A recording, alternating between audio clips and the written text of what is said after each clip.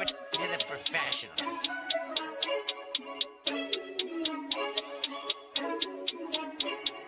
Blessed by Gandhi, blah, blah, blah.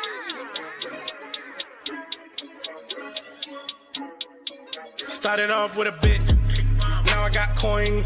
I see where y'all going. Been poppin' since Web 1, hella hoes on Web 2. I was living a dream, now I'm on Web 3. And it is what it seems, topping the pyramid schemes, I'm telling you. I'll sell you a percentage on Nebula. Shout out to Vince, yo, set it up. Surfing on the web and I'm shooting at 3.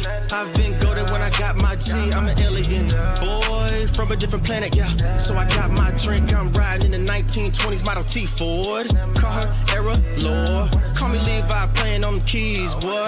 And I'm about to put my gloves on. If I said it, then I meant that. Yeah, I like that one, I'm about to get that. Crash that whip for the drumsticks, whiplash. I'm about to get them all. Are you with that? In a white boat, surrounded by blue. I want one, but I got a cop too. I wanna fly high in the sky, arms out wide, trying to soar from a bird's eye view. I'm on fire, Ricky, Bobby, cracking the pavement, Whitney, Bobby. I'm a Saki bomb, Hiroshima, Nagasaki. Bruce Wayne been a dog, and I keep it 101, cause I'm feeling kinda spotty. You sipping on some rock, and I'm sipping on octane. The only thing around my neck Started is a off with a blockchain. bit, now I got coin. I see where y'all going. Been poppin' since Web 1, hella hoes on Web 2. I was living a dream, now I'm on Web 3. And it is what it seems, topping the pyramid schemes, I'm telling you. I'll sell you a percentage on Nebula. Shout out to Vince, yo, set it up. NFT, Twitter, blockchain. Seeing with the ghosts and we ballin' like LeBron James. Crypto. We can make a trade, get the memo. But feels not falling for the FOMO. Listening to Coffee with Captain. You know we worldwide, they loco. I ain't never gonna stop rapping. Orlando, yeah, we working magic. We rocking Ethereum entities. I just went and caught me a half base. Man, I gotta shout out Started the off with a borders. bit, now I got coin. I see where y'all going. Been poppin' since Web 1, hella hoes on Web 2. I was living a dream, now I'm on Web 3. And it is what it seems, topping the pyramid schemes, I'm telling you. I'll sell you a percentage on Nebula. Shout out to Vince, yo, set it up. Breaking the mood to choose one, but they got knowledge to move, son. I'm shocking in shades with my brother in suits, yeah, them blues is coming. Even though it's hard to pick, eeny, mighty, mo, soda on the mix, no biting lips, it's time to go. Index number 1, no thumbs up, you gotta scroll. Looking at the ghost in studio, it's time to go. Had a helmet on by myself until I met a mask that wanted to have a face off. So I had to bring my chainsaw, full tank of gas in the drive with my brakes off. I'm A1, but a different kind of steak sauce.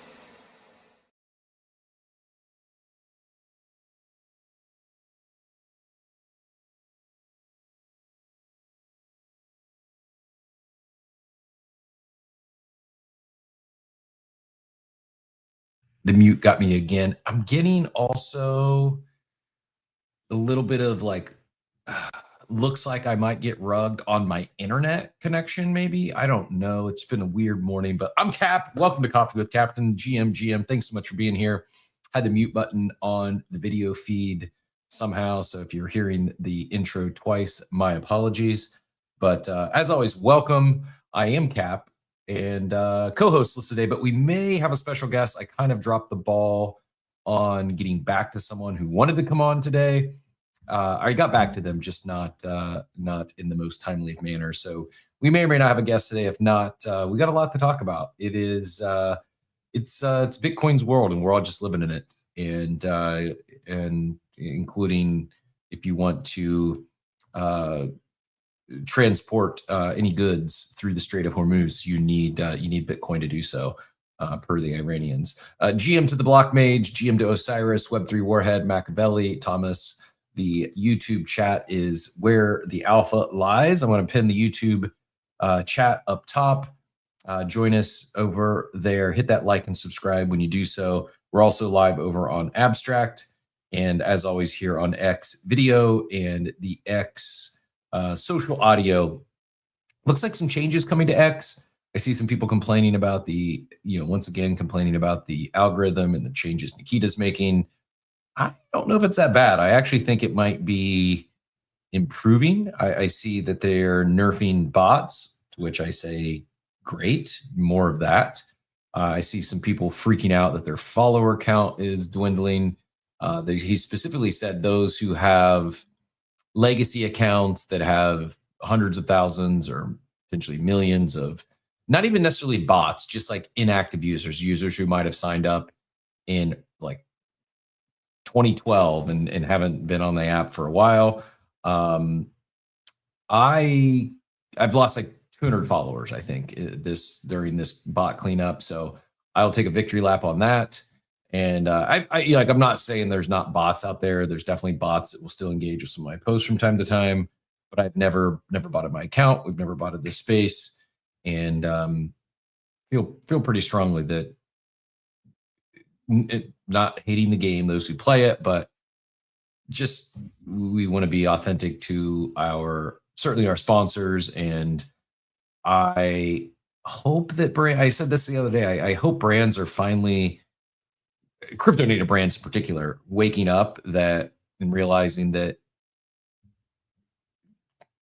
hundreds of thousands of impressions and views on videos, it's worthless if all those views are bots and not real human beings. And I think, again, I know I'm biased because we don't play that game, but I'm hopeful that the recent OpenAI acquisition of TBPN for allegedly, north of $100 million, when they don't really have a large audience, they don't get a lot of views. It's rather quality individuals and a quality audience, like we take a lot of pride in on this show. Hopefully brands realize that less is more. I don't want to say less is more, but less is certainly more than if those less is real humans, and in particular high quality humans versus more bots. So anyways, I digress. I'll get off that rant, but GM, appreciate all the love. Appreciate all the love getting the spaces warmed up. Shout out to the general out there. I actually, on my to-do list today I had originally ordered the cherry cola, big fan. And then I went back and bought a blue raspberry I want to claim the rec coin from a phone that I do not have the base app installed, because the phone first time I claimed it on a phone that does have base app installed, and it was like too smooth. Like it was maybe the best user experience I've had on a crypto claim yet. Scan the QR code, and that was literally it. Within seconds, 140 million rec coin appeared in my base wallet. Now I did have the base app, so a little bit of a cheat code there. Not even a cheat code. I had done the pre-work. I had the app already installed, so I'm going to check it today from a phone where I don't have the app installed to see what that. I'm guessing it'll force me to download the base app, which isn't great, but we're gonna get OSF on, I think, next week to talk through, because I really truly am impressed with the biz dev they've done, the partnerships they've done. I wonder what the decision to go that route was like. Like, were they incentivized by base? Did they get some, like, why base app? Do they feel that's the best onboarding experience for someone that's not a crypto native? I don't know. The questions I will be asking or plan to ask OSF next week, but so far, really impressed with the quality product. It really is great, clean energy.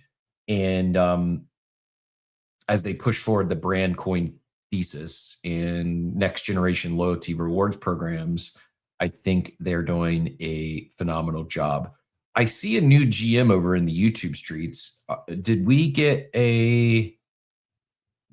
get a Frosty's docs? I'm not going to say this because I don't know if it doesn't want to be doxxed, but I see a new name over there in the YouTube streets that looks like Frosty's PFP. I'm not certain of that, but GM to the PFP, I think, might be Frosty's.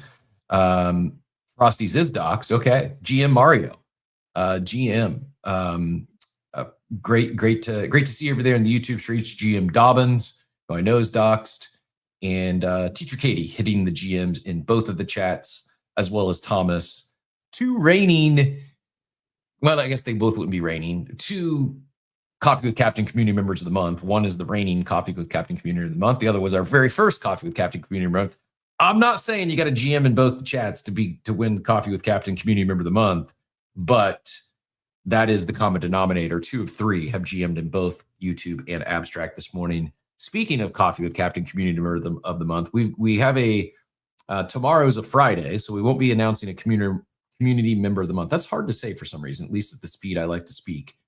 We do have a BZ Coffee with Captain draw tomorrow. We'll be picking every Friday, courtesy of our friends over at BZ. We'll be doing a Coffee with Captain and doing a claw pull for a community member. I would say at random, but we're definitely playing favorites to those who are warming up chats for us. I'll just say that. Dobbin says it's interesting they partner with Base for rewards when a while back the Base partnership with Rect did not have Rect rewards with it. I'm not sure what that was. So it says it's interesting they partner with Base for rewards now, while a while back the Base partnership with Rect. Oh, the Base drop when they did I don't remember what they called it. Whatever their, like they had what did they call it? It doesn't matter. They did the Jupiter drops. They did the Base lime flavor. Yeah, I guess that was it was just a Base co-branded drink drop that was a flavor they'd already had out previously. Anyways, yes. So no rewards with that one. Now they're doing the rewards for the energy drink by way of the Base app. Yeah, interesting. Again, looking forward to asking these questions of OSF next week, and we'll get the date. We'll get the day locked down and let you all know. Speaking of BZ Coffee with Captain, we'll be doing another one of those tomorrow. And cold open, yeah. I'm not sure what Joey flew up for. Joey, we'll get to you in a second because he flew up and has his hand up. I'm going to pull up something else that I am genuinely excited about. Now that I say my pack rip era is loading, I feel kind of like a kid. Like, I get why, whether you're into Pokemon characters that I can't pronounce or One Piece characters that I can't pronounce, and you're excited to do pack rips, I am genuinely excited to do some Topps football pack rips because I will be hunting not just any Tecmo Bowl card. I'm going to be hunting a Bo Jackson Tecmo Bowl card. If you know, you know. I shared in my GM post this morning that I did my 7th and 8th grade, both of them back-to-back science fair projects on Tecmo Super Bowl. Perfect score, at least the science fairs when I was a kid, was a 40. My 7th grade year, I got a 38 out of 40. My 8th grade year, I got a 39 out of 40. And my science teacher said it was the best science fair project, the best math-based science fair project they had ever seen, and been doing that for decades. Yes, I did it on predictive analytics. It was an early sign to my degenerative future. While I was not gambling on Tecmo Super Bowl, long story short, I was basically predicting the outcome of future seasons based on Tecmo Bowl stats. Like, I would sim a full season. I was tracking everything, and yeah, someday I'll actually pull out the actual science fair projects. But it was also not only was it a predictor on my future career in predictive analytics, it was also a predictor on doing things you love. Like, science is cool, nothing against science. I basically hacked the science fair. Instead of having to do some science fair project and learning something I didn't care about, I played video games. And I found a way to take a passion. And I was not only the first kid or the best math-based science project, I was probably the only, at the time anyways, the only science fair project based around a video game. So while others were like studying and doing things they might not particularly enjoyed, I was simming Tecmo Bowl. It was actually Super Tecmo Bowl seasons for and calling it science fair. Anyways, I digress. Genuinely excited for this upcoming and it's not just Bo Jackson. They're doing, like Jackson Dart cards. They've got, I don't know how many. I'm hoping it's somewhat limited because I hope they actually hold some value, but really excited for the Tecmo Bowl cards. Joey, GM, did you come up to talk some Tecmo Bowl, some Topps, or something else on your mind this morning? I'll start with GM, by the way. I'll start with that I think the base app is highly underrated. Okay. We talked about this Mhm. back when we launched Beezy on Base. I don't think people understand like how easy the base app is to use, how easy it makes using base dApps to use. Like, you know, as an example, once you go to smart wallets and single social sign-on and all that stuff, right, you no longer have to use your MetaMask browser, your Rabby browser, all that stuff, right? So you can technically visit Beezy or any of these other sites just by using your Chrome browser. But it does make it easier in the base app, because the base app, you know, you have it's tracking everything you're doing in the base ecosystem. And there, I don't know, I don't work for base, right? But I know they want to see activity. What that's going to become or what that's going to do, I don't know. But why not use the base app when it's just like as simple as using your Chrome browser? To your point, because you get access to all your money in one place versus using your Chrome browser and then having to go to a wallet and whatever. It's really smooth. It's really easy. And a lot of the dApps on base are optimizing for the base app. Interesting. Okay. And it allows you to, for somebody like us, right, that we are still a startup, right? Like we haven't raised like a lot of the other companies in this space. We don't have the capability to build a mobile app right now. So we take advantage of the base app. And correct me if I'm wrong, but I remember like part of Beezy's launch on Blast was because they were going to be consumer friendly. The move to Flow was for the consumer friendliness and help with payment rails, and then ultimately go on multi-chain with Base, similar reasons. Do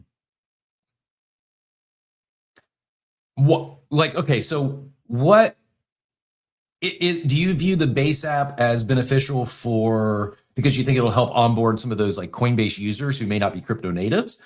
As a crypto native for myself, because I like personally, just keeping it real, I downloaded the base app and I got turned off pretty quickly because it was the time where Jesse was just shilling coin everything. And therefore I pretty quickly like checked out. And while I kept the app on my phone and it was super easy to do the rec claim, I haven't been back. Like I'm actually downloading it on my other phone now so I can play around with it while I'm hosting the show. I don't want to mess up the space here. But why would a crypto native use the base app?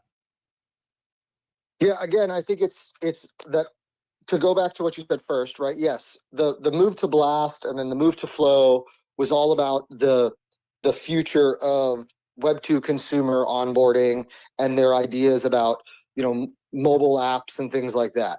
And I still believe a lot of these blockchains are going to go there because you have to make it simple for people. Mm-hmm.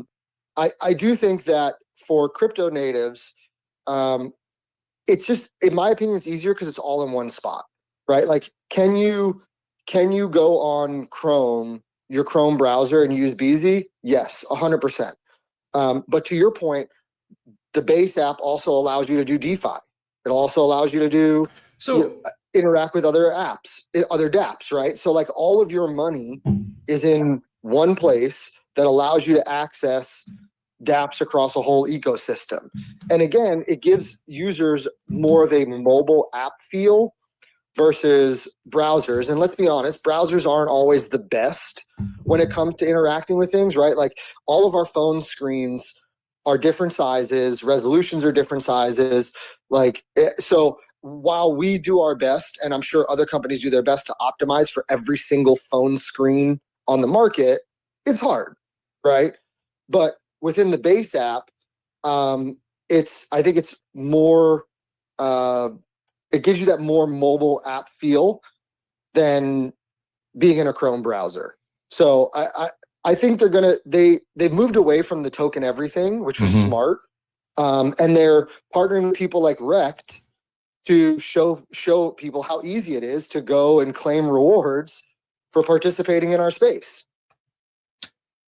It's such an easy onboard, to your point. Yeah, I do agree. Easier onboard. I will also give them credit too, as I downloaded it on my other phone. I like the passkey login. Like I have it on one phone. I created an account. I just downloaded the app on my other phone, and for logging in, instead of using email or anything else, I just use passkey, and it, like, my Face ID logged me into my base account. Like, I think that's the future. So like, I open it, and the only thing I have in there right now is the 140 million rect. So instantly logs me in. But think about if you were using like something like we had to have private keys, how much of a pain in the butt that is to like move your stuff around. To your point, like you just downloaded it on another phone, scanned your face, and all your stuff was there. Where everything else we do, it's like I got to download my private keys, I got to save them somewhere in case I have to get a new phone or get a new laptop, right? Like, think about how easy that was. Yeah, so agreed. I think that's also maybe why I haven't used it more. Is I'm just trying to think, like, okay, like, yes, everything, I don't disagree, great for users, easy consumer UI, UX. It's better than the Chrome browser. And I think where I get hung up with as a crypto native is basically what I've done is I've just created another hot wallet. And now, could I export keys and import them into the base app? Sure. I have Captain Zwingli.base. Like, I just. Yeah, but you've also given yourself a place where you can interact. Now, you're not big on the base ecosystem, right? Like, you don't participate in all the different things, but there are people out there that are really big in the base ecosystem where instead of having to go to 10 different websites to access all the different dApps that they use, they can do it all in the base app very simply by, just like looking up a user on X, right? You go into the search bar, you type in a user, you find them. It's the same on the base app. You go into the search bar, you type in Beezy, you type in whatever, right? So it's also that aspect for people that are big or farming, right? If you're farming, instead of having to go to all these different websites on your computer, you can do it right in that one base app. Yeah, fair. And it does seem pretty snappy. It works. I wonder. Part of what I continue to get, not like hung up on, but I think about is like the social element. Do we need social feeds in our wallets? Like, what? Like, is that? I don't know. Like, I click the social feed icon or whatever you call that section. It's like Crypto Savi bought $296 of QR. Someone bought $1,400 of Rush. Like, do I? And these are people I haven't followed. Like, do I need rant? Like, and then I see like now trending Aerodrome. Like, I could see maybe more for like trending tokens than. I don't care. I actually don't want my feed cluttered with OXOLD boy bought $445 a check. Like, I don't want to see that stuff. I don't care. I don't know enough, but I would imagine there's got to be a way to probably like filter or turn off like certain things for your feed. I'm not that, I don't use it enough. I basically use it just to make sure things are operating correctly for Beezy. But why don't we, have you reached out to Brian to try to get, not Brian, Jesse to try to get him on the show? Maybe we can find out what the plans are. We probably should have Jesse on at some point. I mean, I could probably get in touch with somebody at base for you since let's do it. I use Coinbase, and I do like how that, like, it's very easy to earn rewards. Like, you can earn 3.25% on USDC basically everywhere. And it's just very easy, like very easy to do that. That's what I do. So I have my Coinbase credit card where I earn 2.5% Bitcoin, and I put all the money that I'm going to use to pay off my Coinbase credit card on Coinbase in USDC. So that way I earn 3.5% on the USDC while it's sitting there waiting to pay off my Coinbase credit card where I earn 2.5% on Bitcoin. Yep. Okay, back to important stuff. Thoughts on Tech Mobile before you switch to the Tech Mobile. Oh, that's what you're switching to. Yes. Because I want to talk about the Tech Mobile cards. I don't want you to skip over that. Yep. Let's get back. Let's hit it. Yeah. So I actually messed up, and so Tops allows you to sign up for reminders whenever new releases come out. And I guess I didn't sign up for the football one, which I swear I thought I did. And I literally went in to do the pre-sale for the new Topps Chrome football with like 5 minutes to go. And I got to the page where I could put in your credit card information, and who knew Topps doesn't accept Amex? And it was literally like the only card I had on me in my office. So now I'm like scrambling, running like through my house to go get my wallet to go get another credit card. And in that time frame, I don't know how it took so long. I missed the pre-sale for it.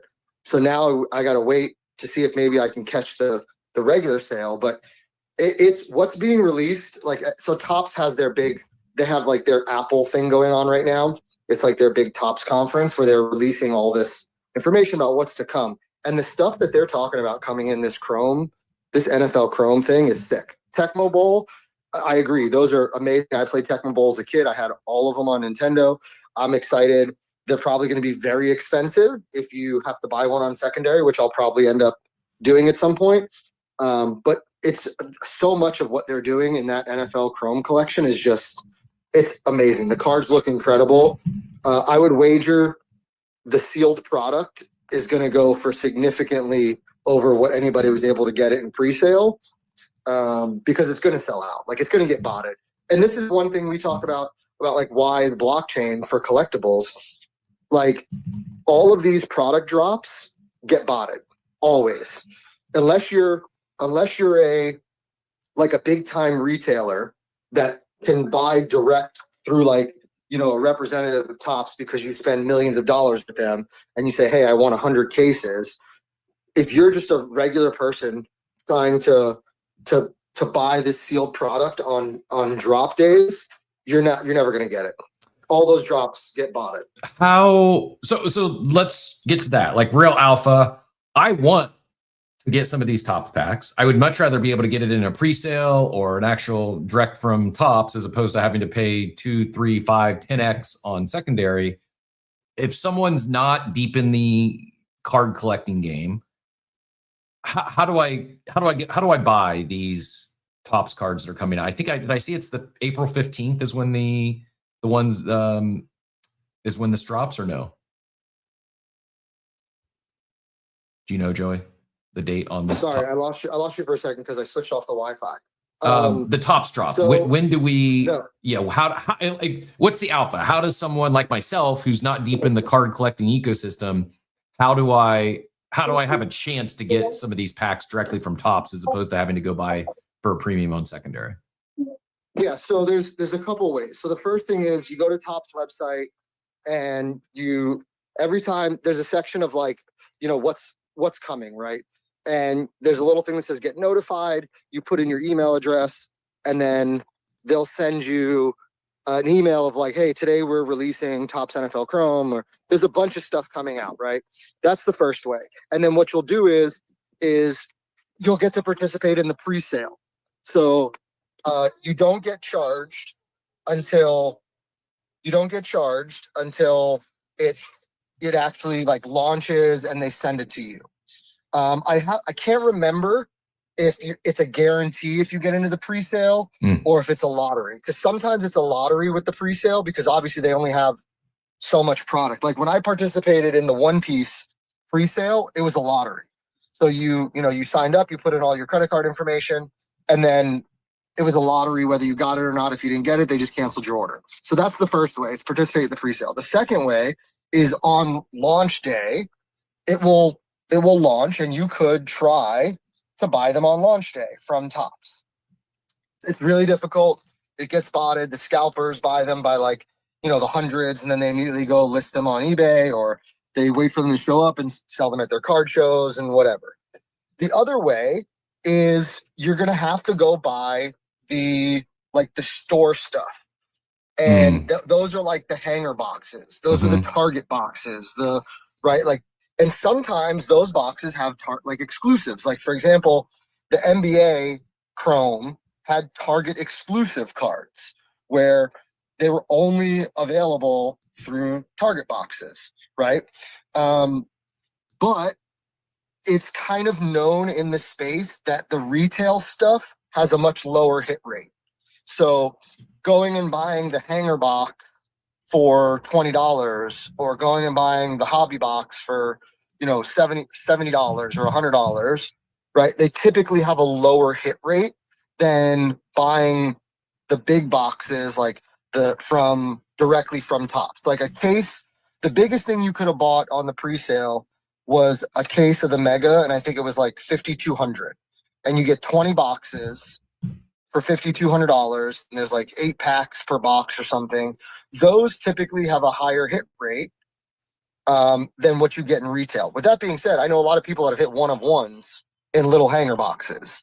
But those are your options, right? Participate in the pre-sale, hope you get the lottery, right? Or try to buy it on launch day, or buy retail stuff, right? Go to Target, go to Walmart, CVS, Walgreens, GameStop, all these different places, even local card shops. Local card shops will get them because they allocate a certain quantity to retail, and local card shops won't mark them up. They're not going to mark them up like an eBay seller. And then the final place, which is where I do a lot of my shopping, is Facebook. There are a lot of Facebook groups that you can join, sports cards, Pokemon cards, One Piece cards, anything that you can join where people sell them. And a lot of times you can get really good deals on sealed product because people are sitting on a lot of them, and they're okay making 10 or 20 bucks a case, because if they're sitting on 100, they make they make $2,000, and they're just trying to flip them real quick. So I went to Tops. I clicked like the Tops football, and there's like no products there. Like I don't even see where to sign up for the pre-order. I did create a Fanatics account. Well, the pre-sale's over for Tops Chrome. Oh, that's okay. over. That's what I was saying. I missed it because I had the wrong credit card on me. Okay. So my only hope for this is hopefully attempt to get one in the actual public sale drop day, and that's going to be botted. So my chances are slim to none. Yeah, that last week was, I think it was the 5th was the pre-sale for the new Topps Chrome NFL. And then now you got to wait for the release, which I think is like the 20 something of this month, maybe. I can't remember. I'm in the car. And then you got to wait for the release, or your other option is wait till they hit retail and go to, and that's the other thing with retail too. So with retail, you get a lot of scalpers that will literally make friends with people that work at a Walmart or Target, or GameStop. They'll like pay them under the table and be like, tell me when you're going to restock. And they'll literally go to the Costco.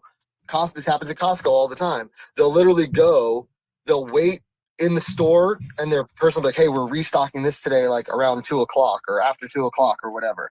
And they'll go sit in the store, they'll wait for the restock, and then they'll buy everything off the shelf and then go try to sell them on eBay. Some stores have implemented like policies where like, maximum of like 1 or 2 per person.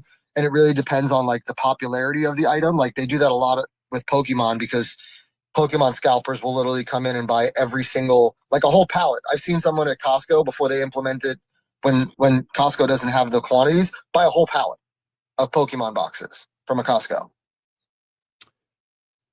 Yeah. So if you missed that, the TLDR, how can you get one of these Topps boxes? The answer is you can't, or it's going to be very hard. Unless you already got in the pre-order, you're going to have to hunt one at, I imagine, especially since they're relaunching NFL or just bringing NFL back. I'm guessing that these will be pretty, like most retailers that sell cards are probably going to have these Topps cards. I'm guessing this will be pretty wide distribution. Oh yeah, you'll find them in all your local card shops. You'll find them at Target. You'll find them at Walmart. You'll find them at GameStop, Dick's Sporting Goods. Lost you. Well, hello? You're back. Yeah. Oh yeah. So all those big box retailers, Dick's Sporting Goods, Walmart, Target, GameStop. Then there'll probably even be some Costco exclusives, right? Like they do stuff all the time. And then you also have to remember, they'll do like, so like if you look at what's coming, you'll see there's like Topps Chrome Black for basketballs coming, right? So it's like another version of Topps Chrome. So I would imagine they'll probably do like a Topps Chrome black for the NFL, right? So this is going to be very popular. It's the first time Topps has access to the NFL. Chrome is a very, very, very popular. I actually wrote a blog on this for BZ. Chrome is a hugely popular product for Topps.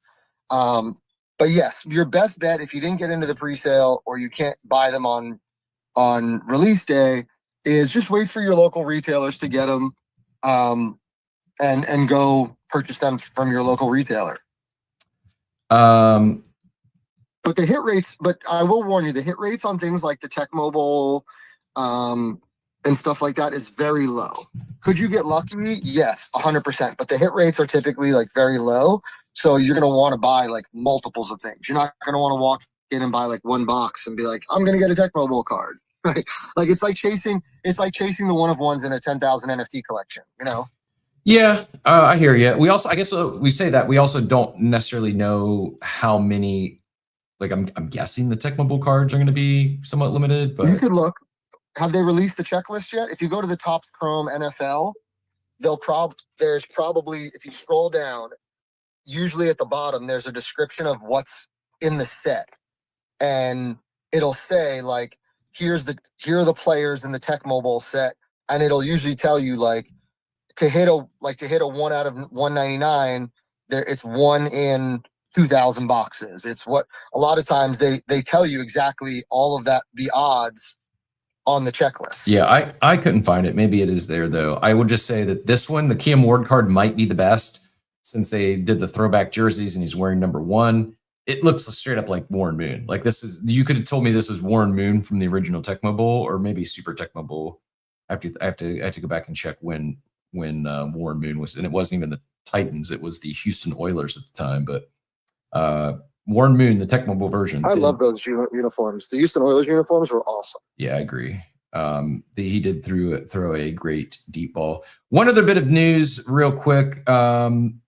And yeah, now because I've been talking about, my timeline is now filled of Topps Chrome, specifically the Tech Mobile version. Sir Beef said, officially ready to put an offer out there to the hobby. One of my healthy kidneys for this card, and it was the Josh Allen Tech Mobile card. Also related, since we're talking Topps, they also announced that you can redeem your redemption cards in your Collect app later this year, and it'll immediately be added to your collection. You can trade or sell the redemption card to other collectors through the app, even though the card hasn't been produced yet. So I think the digital meets physical in the world of collecting is rapidly coming. And I think I saw something else too. And if you get a redemption card and it's ends up not being like a PSA 9 or PSA 10, they'll swap it out to get you a better quality card. We do actually have a. Speaking of like cashback, so speaking of cashback, Topps is part of Fanatics ecosystem, and they actually just announced a new Amex where you get 5% back when you. It's like a Fanatics Amex where you get 5% back when you shop on Fanatics and with Fanatics products or whatever, which is massive for collectors because you think about how much money they're spending buying into all these pre-sales, and now they're getting 5% back through their individual credit card. So it just shows that rewards it's happening right all over, not just in our space, but in other spaces as well.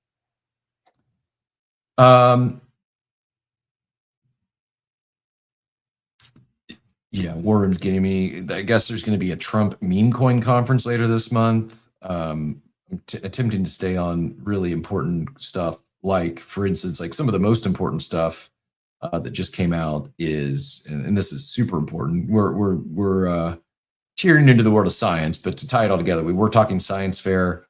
Dort also did a science fair project on video games. Dort, you would have got a perfect score if I was your science teacher. But keeping it in science corner for a minute. Really important development on the front. This company raised $250 million, and they've developed a pill that is it's life extension for dogs. This can extend the lifespan of dogs by literal years, and they're pushing to get it to market by 2027. It's a daily beef flavored medication.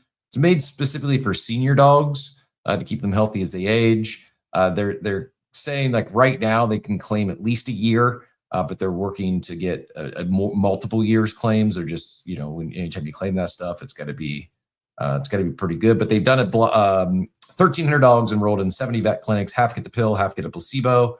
And I saw another funny take this morning. Who's going to be the first podcaster that's going to start taking the dog longevity pill in an attempt to extend their own lifetime?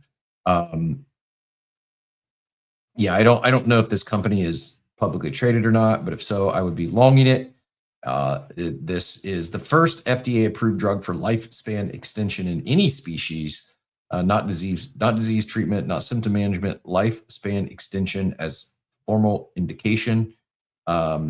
Pretty stoked, and not only stoked for Duke and extending his life and his time with me, but I think we are just survive the next decade, and there's a good chance you will live happy and healthy into your hundreds. 129 is the current target for myself, but if the life extension pills come sooner than later, I might have to extend that.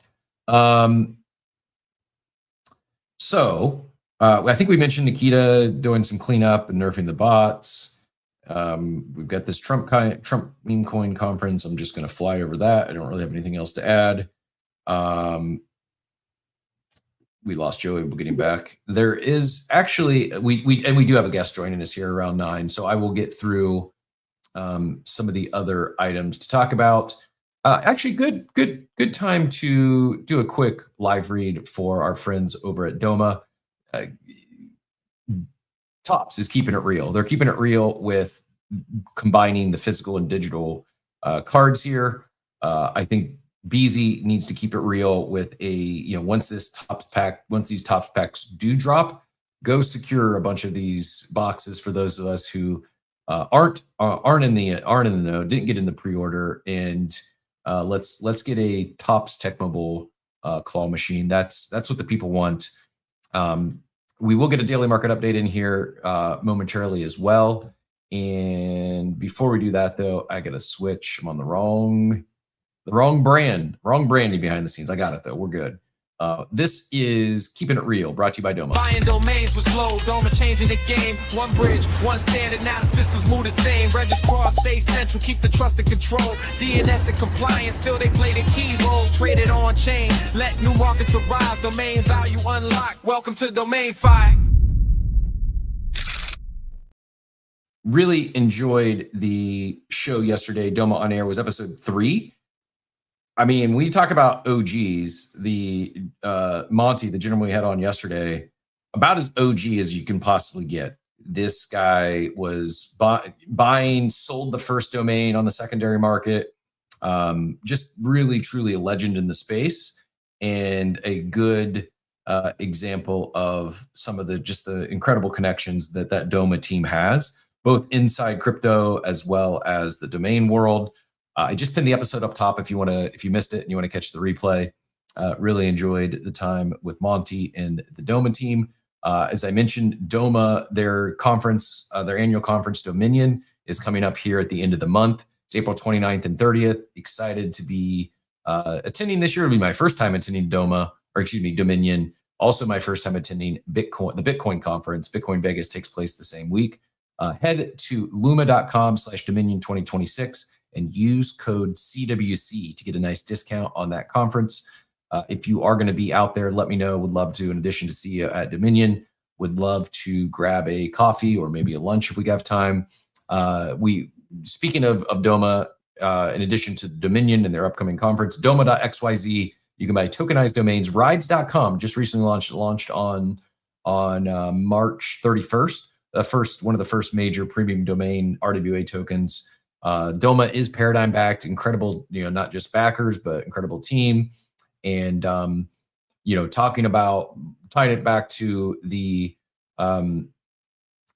real world, yet AI connection, this whole Mythos story, which we may or may not have time to get into today.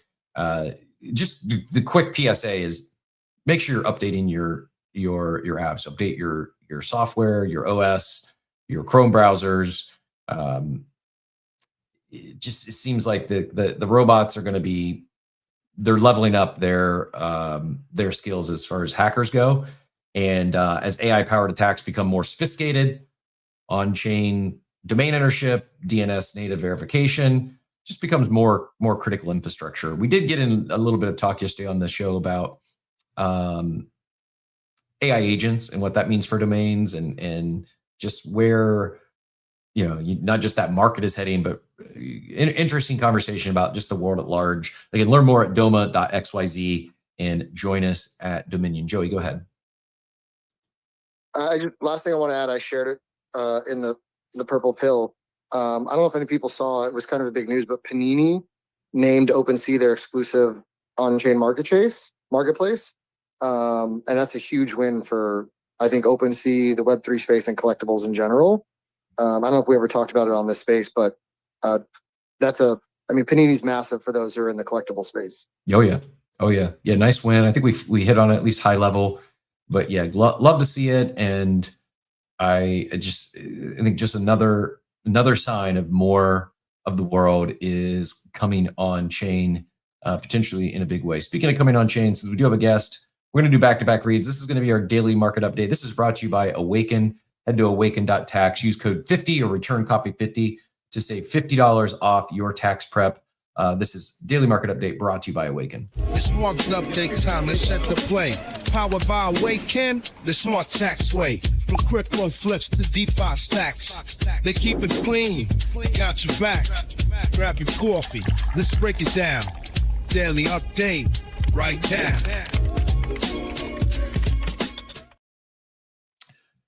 Daily Market Update brought to you by Awaken. Awaken.tax, code coffee50 or return coffee50 to save $50 off your tax prep. You got less than a week now, unless you're filing it in extension. Markets pull back again a little bit after the big pump following a ceasefire that didn't really cease firing, but who knows what's going on.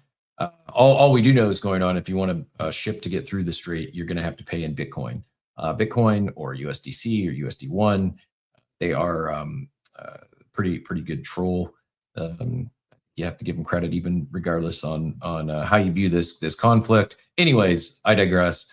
While pulling back, still up big on the week. Bitcoin up 7%, ETH up 7% on the week. Down on the last 24 hours, Bitcoin's down 1%, it's 71,123. ETH down 3% to 2,179. BNB down 1.72, XRP down 3.71, Solana down 2.81, Doge down 2.79, Hyperliquid down 1%, but it is up 12% on the week. The biggest winner on the week. It's just below 40 at 39.07, and again, mostly red across the tokens. Siren, just Aerodrome. I was just talking about Aerodrome in that base app. It's probably the biggest winner, up 3.5%. Canton up again as well. Aerodrome up 12% in the past week. I don't know these others. I'm not going to talk about Siren. I'm guessing it looks like, who knows? I shouldn't say it's a scam pump, but looks like a scam pump. Heading over to NFTs, we've got Punks down 2% on the day to 28.25. Pudgies flat at 4.23. Mutants up 1% to 0.99. Will they get it? Will they reclaim 1 ETH today? Got the hiccups. Sorry about that. Apes flat at 6.39. Quirkies flat at 1.14. Normies down double digits, but still holding strong at 0.15 ETH. Moonbirds up 4% to 0.92. Milady's up 5% to 1.22. Inks, that Quirkies collection, they're up 11% to 0.14. Azuki down 3% to 0.79. Meebits up slightly to 0.31. Gimbo's their first red day. They're still sitting at 2,500 ape after minting out for 360 ape, but down 3% on the day. And a few other movers there. OCH Genesis Heroes up 9%. Regular Animals. This is the Beeple collection from Art Basel, down 18% on the day, 3.99 ETH. And I saw the dogs are making an appearance at, actually, I don't know what they're making an appearance at, but I see they're on the street. I saw some news, some media, and I'm surprised to see I'm surprised to see the floor dipping on the news. 3.99 is the floor, then it goes 4.98, then 5. So it is a thin floor, but I kind of like this collection. I'm not in the market right now for a Beeple or a 4 ETH NFT, but if I was in the market for a Beeple, I would very likely look at regular animals. All that said, that is our daily market update brought to you by Awaken Tax. Again, head to awaken.tax, code coffee50, or for returning users, use return coffee50. Yeah, those Beeple dogs are at the node in Cali. That is the CryptoPunks. I don't know what you call it. The Node Foundation is who bought CryptoPunks from Yuga, and they have the I guess calling it a museum isn't, maybe it is appropriate. Essentially the CryptoPunks Museum in California, and people doing an event out there, it sounds like. Masters GM to Pinstripe Gator and Risk Brian and anyone else in the golf enjoyers. I think I shared my long shots that I had Kaushi shares of, and then I also did actually fire a few FanDuel tournaments. They were doing basically risk-free money-back guarantee and site credit. But yeah, if you any lineups that don't cash, you get some site credit. So I fired 3 or 4 Masters lineups in there. Other topics here. We got about 9 minutes, assuming our guest does join us here. I mentioned Iran came out and said if you want to pass through the Strait of Hormuz, it's $1 a barrel. Could add up. The numbers can get pretty silly pretty quickly. See if I can find some exact math. There was a good post earlier, and this is not necessarily new for Iran. They've been, due to cheap energy, they'd been mining Bitcoin for quite a while, and so works out to, I haven't checked this math, but they're charging $2 million per transit. Works out to $450 million a month, equivalent to about a 1.4% tool. And yeah,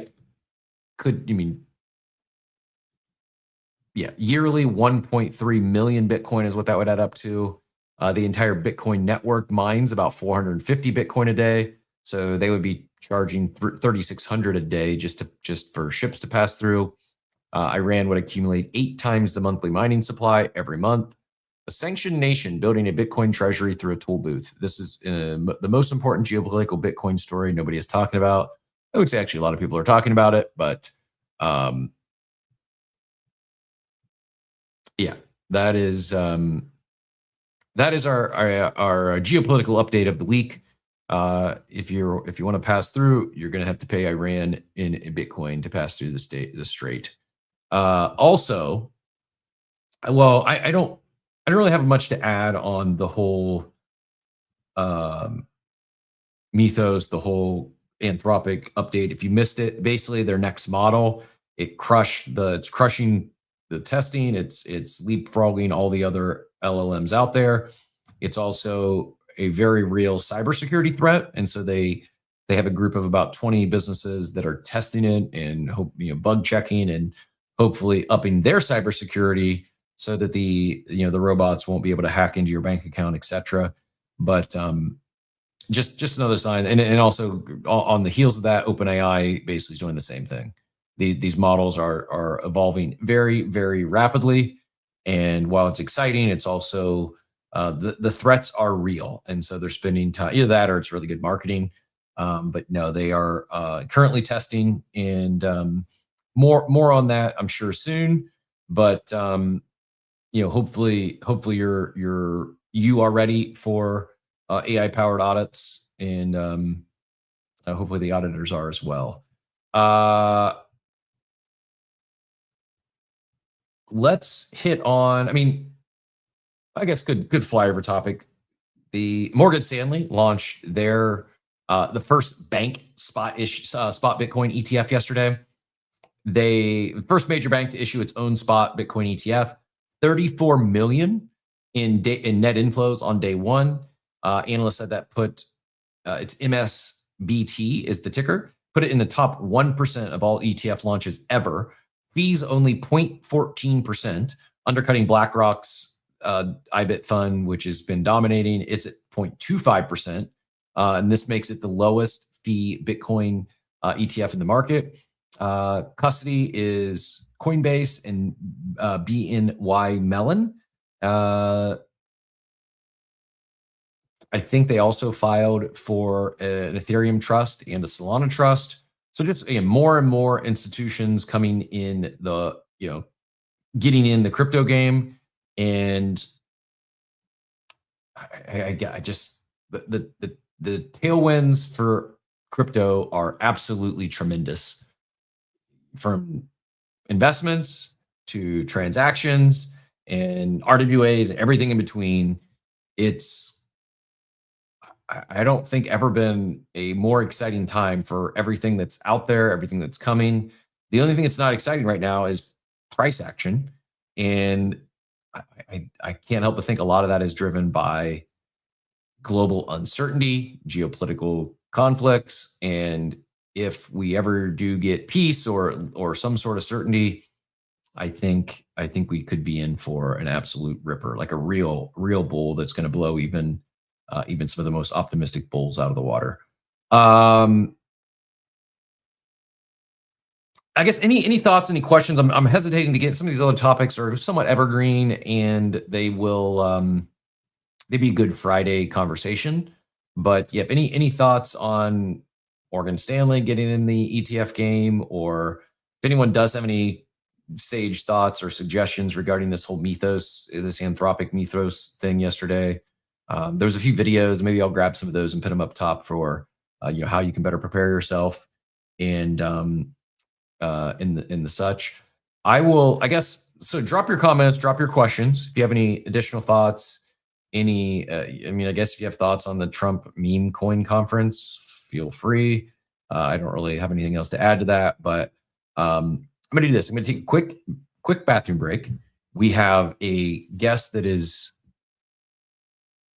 most likely joining us here in just a few minutes. And if they are able to join us, I think we'll have some codes for some mints. And I'll just say the last couple of times we talked about NFT mints on this show, they've been absolute cooks. We tried to give away a lot of those Pixel Pup mints, or we did, we shared the news, and most collections were eligible for allow list. That's been a cook. Most of the new NFT mints that are doing some things a little differently, incorporating some new, whether it's new technology, i.e. normies, or they're just not just copy pasting, not just dropping art and slapping a supply of 10,000 on it. We've seen the market responding really well to a lot of these recent mints. It's not all, there's no guarantees, but I think if you can get in something for free or low cost, there's money to be made right now. And excited to chat. Austin is who's going to be joining us here from the Nuco team. They've got the Harmony is what it's called, and they've got some, speaking of new mechanics, I don't want to say it's overly complex, but it's definitely not a low effort copy pasta. Here's 10,000 pieces of art. Enjoy. Introducing some new mechanics. They've been doing that really since pre-launched the G-Boy token and all that, but excited to chat with Austin. Assuming he's able to join us, I think he said he could here at 9. So quick coffee break. We'll be right back. Don't go anywhere. While the coffee is playing, hit the show. If you haven't already given it a like, a repost, a bookmark on Spaces will be greatly appreciated. Head over to YouTube, smash that like and subscribe button over there, and or on Abstract as well. And we'll be right back.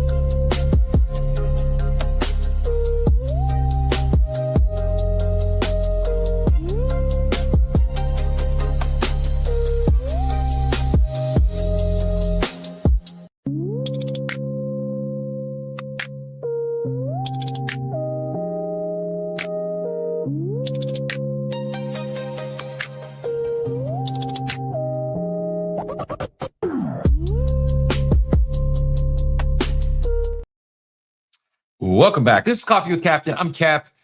We do run this back every Monday through Friday at 8 a.m. Eastern time. Often that first hour of the day, we cover news of the day, trending topics, etc. And then often we are very fortunate to be joined by special guests around this 9 o'clock hour. Let me go check my DMs and see if we have confirmation. If not, we may have to circle back to the Trump meme coin conference, and I'm not really looking forward to talking about that. But in all seriousness, I don't know. I really don't know what, like, why a meme coin conference? Like, what are they? What are they doing? I can't even begin to guess what takes place at a Trump meme coin conference. Yeah, it looks like he is going to be able to join us here soon. So we will talk Harmony, how to play Harmony, and it is a social game, whatever that means. I'm not exactly certain what that means, but we will find out. It's not your grandpa's mint from 2021. So says the article. While I stall here a few minutes for Austin, because if he can't join us or he is delayed, we will jump into some of these other topics. But looks like he's out there, so I don't want to get deep into another conversation here. I would just say this, that we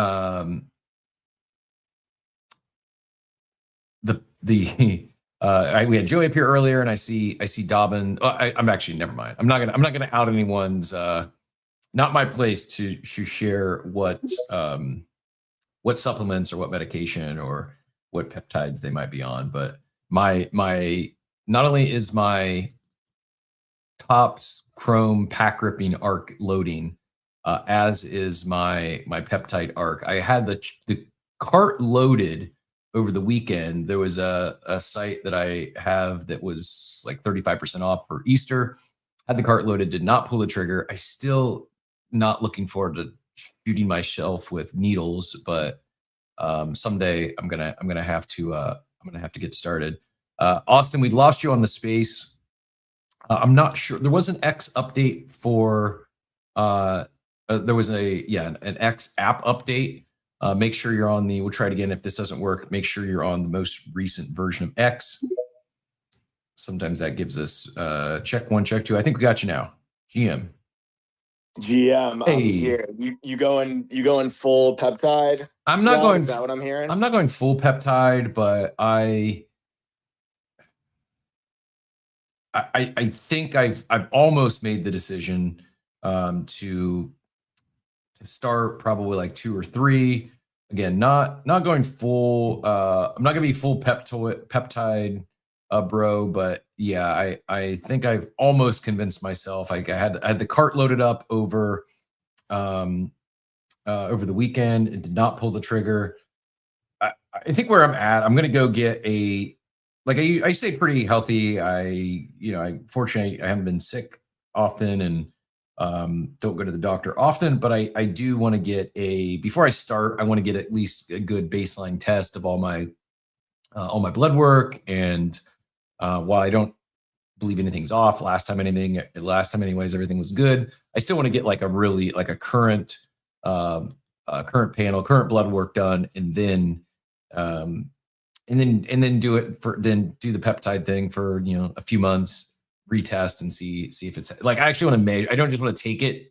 I want to actually measure and see if I'm having the results I'm getting beyond anecdotally or how I feel. But have you ventured into the peptide arena yet? I haven't dove in yet. I've been wanting to at least just get my blood work done and just get like a full kind of like range of like bill of health of where I'm at and then take it from there. But no, I've had a bunch of friends here in New York who have kind of like jumped fully into it. And I think to what you're saying, like, I don't know that all of them are doing the necessary work up front to even know like if this is making a difference or if it's just placebo or like what the long-term effects are.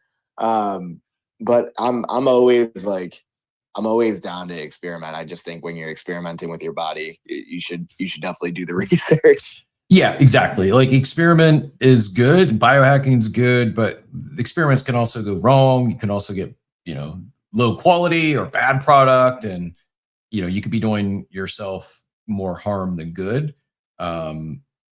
And like I said, I'm not a fan of needles. I don't even enjoy getting like my blood drawn. Like it's just not. I've got a weak stomach. Don't enjoy it at all. And so yeah, the thought of like, it's not major. Yeah. But yeah, just the thought of like injecting something in my body is not. If it was pill form, and I know some can, but I hear it's not as effective. But if it was pill form, I'd probably already on them. If it was pill or powder, but the fact that I have to actually inject myself with something, it's quite a process. Got to get back water or whatever you can tell I'm not sounding very intelligent on all this, but yeah, I don't know. I will probably pull the. I also am like, I'm grateful for my health, but at the same time, I feel like I'm starting to feel, for the first time in my life, starting to feel the side effects of aging, and in particular, it's like little just. I'm not complaining, but just like little things are impacting my ability to stay in shape, my ability to work out. Like something will be messed up with my elbow or my shoulders, and it's not an injury per se. It's just like nagging stuff, and it's I'm not able to be as active or lift as much as I want in the gym, not because my lack of muscle, but rather my elbow hurts or my shoulder hurts, and so part of my desire for going down the peptide route is longevity, but also like recovery faster. And I want to continue like going up, at least maintaining, even if it's like a slow gradual climb in terms of like my strength and fitness, versus I don't want to go the other direction. I don't want to start getting weak and frail. And I know I'm years, hopefully, knock on wood, decades away from any of that, even thinking about that. But I think it's easier if I start now and attempt to get ahead of it before I like really start needing that sort of stuff, than wait until I'm like, I don't have any energy and my body's breaking down. So that's where, talking through it out loud, I think just a matter of time before I go down. And that's also like just knowing how I am. Like once I start, I'm probably on the stuff for the rest of my life. And so that's also in the back of my mind is like, do I really need this? Do I really want to do this? And yeah, I will, we'll see. The new show might be Peptides with Cap though. I think just like one more note on that, we can get into it. It's just like historically, particularly in the West, like our entire and this kind of ties into pharmaceuticals and shit that we're building, but everything is about like reactive versus like proactive. Yep. And so I think it's great that it's at least starting a conversation with a lot of people of like, hey, I shouldn't wait until I feel bad to start proactively taking care of my health, because these preventative measures can go so much further. And, our entire medical industrial complex is built on reactive of like, they want to like get you, like once you're sick, it's like, great, now we can like continue to medicate you and over and over and over again. So no, I think it's healthy for everyone to be exploring, just consult a physician, do your blood work, do all those things. Yeah. Don't join us for financial advice. Certainly don't join us for medical advice. Not a doctor. Might have played one on TV once, but no. I also wonder, or I assume that while it seems like to us, like, oh, everyone's on peptides or everyone's talking about peptides or you see it everywhere. I also, outside of like GLP-1s and the Ozempics of the world, I don't think the rest of the world is on peptides or even talking about peptides. Most haven't even thought about peptides outside of GLP-1s. It's just that we are not only on the cutting edge of blockchain tech and early to in AI. It's like on our circle here on X, 90% of people have an AI subscription. That's maybe an exaggeration. It's probably not quite 90%, but a large portion of people have an AI subscription.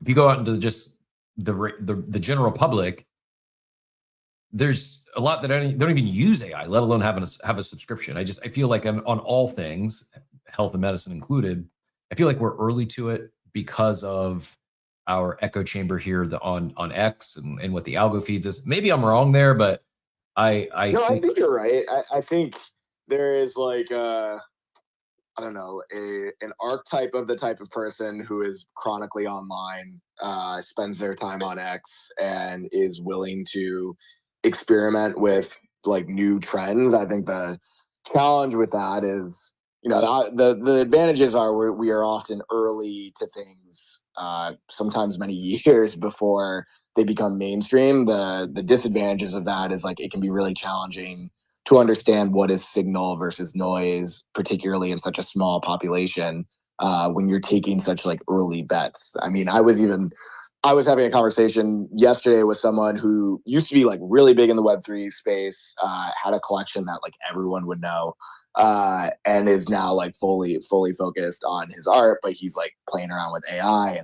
And I had even asked him like, oh, like, do you hear anything that happened with like Mythos in Anthropic this week? And he was like, oh no, like I had like barely know anything about Claude. Like, I barely touched like OpenAI. Like I'm trying to like stay up to date. And so like if you're not, chronically in this, I think it can be tough to like things that feel like really big to us, like are just not on anyone else's radar. And as much as you can just like quantify where like impact and awareness, I think is important. Otherwise you'll just like hear a bunch of talking heads here.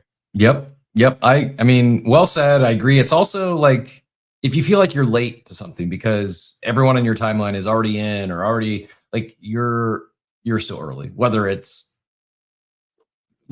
AI or crypto or peptides, like it really is the cutting edge of many things here, sometimes to a fault, but I wouldn't have any different. I'm grateful for the front row seat to all this. And the chat's popping off already, Austin. They're like, all right, let's get to it. We've talked enough peptides and Doomer AI stuff. You got Degen Fister out there. You got Teacher Katie's got some referral codes for Harmony if anyone's still looking for those. Lapine, appreciate everyone, all the love on the space, all those reposts, bookmarks. Appreciate everyone getting this thing warmed up for Austin. But let's jump right into it. What is Harmony? Tell us all about it. I did pin up the how to play the Harmony Mint.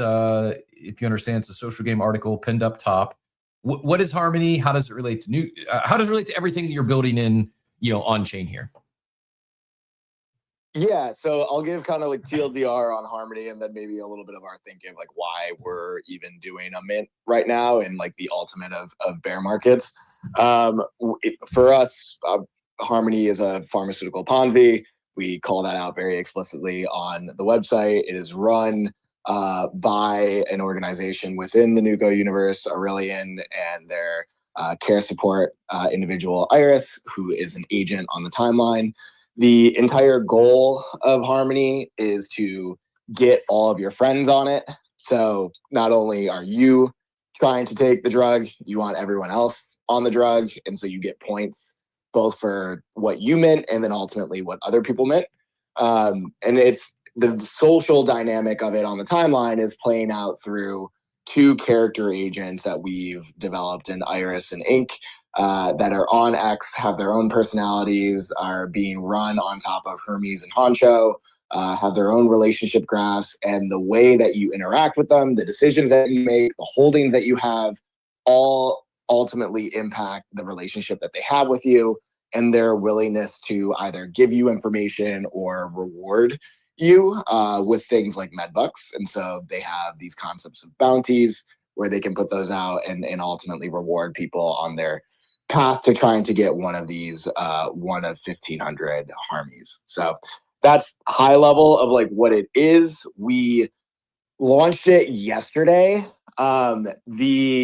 To be completely honest, the volume was like 10 to 20x what we were anticipating, like insane, and caused a little bit off guard. Obviously bear market, but we wanted to price something that was like just fun for people to play. Like literally, if you participate in our ecosystem or if you have like any of the major collections, you got a pretty significant discount where like the first mint was something like 0.025 SOL. So this wasn't a way that like we were looking to like make a bunch of money. It was very much like we know people are looking to do fun shit online right now. There's a lot of doomerism on the timeline. This would be like a fun experiment. And also for us, and we're doing a lot with like agentic storytelling. We think that this is like a new novel way of telling stories in a non-deterministic way.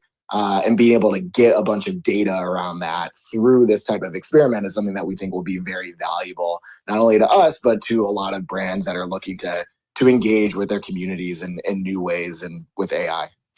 So let's expand on agentic storytelling. Mike, just hearing you talk, like I'm envisioning Harmony as being maybe like the first of many experiments with agentic storytelling, or no? Yeah, I think the way that we've always tried to operate is through experiments. We don't have like a traditional roadmap. We find what we like, the biggest problems or the biggest opportunities that we would like to solve for, and then we go and we sprint at them. And so we've been working on Harmony in particular in the background for a few months now. A lot of that work, obviously, like looking to get the right structure for the mints and the referrals, but then also like really nailing the storytelling and what Iris and Ink would do on the timeline. The challenge, if you just think about like traditional storytelling or traditional marketing, it's deterministic, right? Like you have a clear plan, you have a clear objective, you have key story beats that you're trying to hit. You do all of the planning up front, you create the asset plan, et cetera. And then you just basically, you're like a DJ pressing play at a show, and then you run it. What we think the opportunity is with agentic storytelling is to still have space for what your top level goals are, what you are trying to accomplish, but to have it operate in a little bit more of a sandbox whereby the agents can make decisions that may change the way that you get to your ultimate outcome. So for example, for us, each individual in our ecosystem has an affinity score with each of these agents, and how they value those individuals is based on what their goals are, like how they've interacted on the timeline, what their holdings look like, and basically what they know about this person. So it's basically building like a CRM of them in the background, and then they are able to reward them or not reward them based on those interactions. And so that's like one stepping stone towards, okay, what does it look like for these agents to actually have a little bit more control in a campaign in ways that we can't fully measure or can't fully action. So like they basically have like budgets of medbucks that they can deliver out. We have like approval flows that we can see because we do think that while these agents are like improving every single day, we still want to have a human in the loop, making sure like they're staying on brand, that they're delivering as they're expected, and that we can continually like have them learn through their decisions. So as they're making responses to people, like interacting on the timeline, we're constantly teaching them like what is within bounds and what's out of bounds, what feels like it's in their character, what feels like it's out of their character, to improve their understanding of themselves and the universe. And you can see how this extends just beyond like characters on the internet, which we think every brand will have some sort of like mascot or human like person that is ultimately like the spokesperson of their brand. People want to interact with other individuals, mascots, more than they want to interact with brand accounts. But you could use a lot of these learnings for any type of account. If you're able to basically create a sense of identity and a soul through agents and then have them go and execute your objectives, I think that's like a highly valuable skill set to be building. I think we see more and more brands go towards mascots that are AI agents. Like I think this is going to happen for many reasons. Not only, I mean, maybe one of the obvious is cost. Like it's just like if you have a human that is your, or an animal that is your mascot, they age, they eventually die. I think it was Steve told the story of Flo from Progressive. Like she got pregnant, like things happen to humans or animals, whereas your AI agent, it's the same age forever. Not only that, as Flo became more popular, her cost became increasingly more expensive, like to renew your agent. While there is a cost to, the tokens they're using and all that they're doing, you're kind of future proofing your brand when you have these agents that become not just an image or the mascot, but also the personality on X or other social platforms. And I think what you're doing here, I can just see more and more major brands leaning into AI agents as their actual mascot. Some may look to add to their existing mascot or what they have currently in terms of marketing and PR. I think others might hard pivot away from, especially when it comes time for renewal, hard pivot away from whatever they were doing previously to really leaning into this approach moving forward. I guess thoughts on that, and then I have some more specific questions on the Harmony Mint. Any thoughts on just like general brands moving and kind of copying? We fully agree. I mean, that was kind of the basis for the experiment to begin with. Is okay, do we see a world in which character agents are persistent characters across socials, not just X, but everywhere? Do we see a world in which they become increasingly multimodal? So not just text, but the ability to generate video and image and even have persistent avatars of themselves talking and close to real time. All of that felt like we are very clearly moving in that direction. And that broadly speaking, brands are going to want more of that type of tech. And so it would behoove us to figure out exactly how to build it. Yeah, I think so. And not only are they going to want that tech, they're probably going to seek out organizations, individuals such as yourself, say, hey, how do we do this? As opposed to figuring it out on their own. I know some of this stuff will be homegrown internally, these large corporations, but I think often they're going to look for vendors, they're going to look for people, agencies, people to help them get started. I do see a few questions. If you have questions for Austin, drop them in the chat. Feel free to join us on stage. If we have time, we'll get to any and all questions, at least the best of our abilities. I know you explained it. We kind of got a flyover. I want to give proper credit here. Who asked the question? Appreciate everyone who's got some there. If you're looking for a referral code, you've got a few people in the chat offering those up. Tojo says, I still don't understand and have been following for months. So I've got the Mint page pulled up here on video. If you're not on YouTube or Abstract or X Video, it's harmonyrx.net. You can click through Austin's account, make sure you're getting the official links. And the first thing you see is the first step is Mint Harmony, an unlimited supply pharmaceutical Ponzi that rewards group conformity. Being different is painful. Think for yourself leads to suffering. Find peace and harmony. Like you said, currently 0.055 Solana to mint one. Step one, Mint Harmony, and save yourself from the hell of individuality. 1,000 initial slots available by calling. Use this link. Then when you mint, you unlock 3 referrals, and you can unlock more after all your referrals mint. For each Harmony a referral mints, you earn medbucks. Medbucks allow you to sell your influence on the open market or earn points for spreading the word. What does that mean?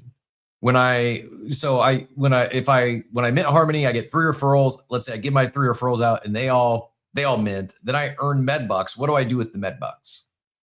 Yeah, so the medbucks are ways that you're earning points on referrals. So every Harmony that you mint as an individual has a capped amount of medbucks that can be associated with it. The reason that we capped it is so that you don't just have like one whale like coming in and being able to just like wipe the floor with everyone. And so yeah, every time one of your referrals mints, you're earning a medbuck.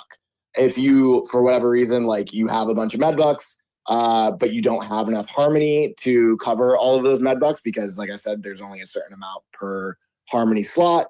You can either buy more Harmony, or you could sell those other medbucks to people that need them to fill up their Harmony slots. Got it. So then, step 3, track your progress on your journey. You'll improve as you acquire Harmony and medbucks. Get the most out of your Harmony by gaining medbucks. You'll be scored for 10 medbucks per Harmony you hold.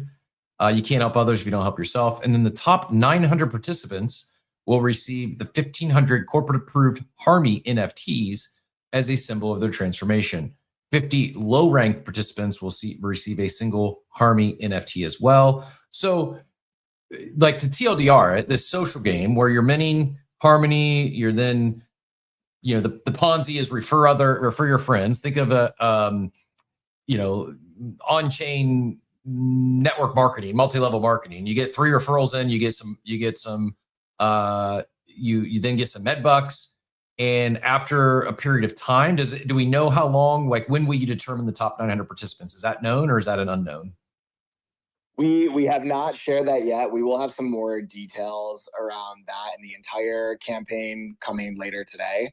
As we've been alluding to through our marketing, like not everything is as it seems with this, and this will be taking place in stages. So we'll have a little bit more to share on that later. Love it. But the TLDR is there's going to be 1,500 of these Harmony NFTs.